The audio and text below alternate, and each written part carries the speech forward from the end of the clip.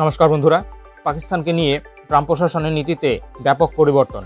সম্প্রতি ট্রাম্প প্রশাসন পাকিস্তানকে তার F-16 যুদ্ধবিমান বহরের রক্ষণাবেক্ষণের জন্য 397 মিলিয়ন মার্কিন ডলার অনুমোদন করে।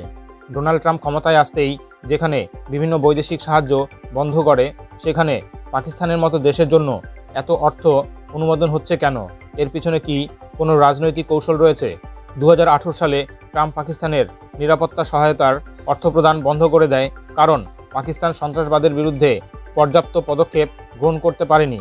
তবে পরবর্তী সময়ে বাইডেন প্রশাসন 2022 সালে পাকিস্তানের F-16 বহরের জন্য 450 মিলিয়ন অনুমোদন করে। ভারত উদ্বেগ প্রকাশ করা সত্ত্বেও ট্রাম্প প্রশাসন এই বিতর্কমূলক সিদ্ধান্ত গ্রহণ করে।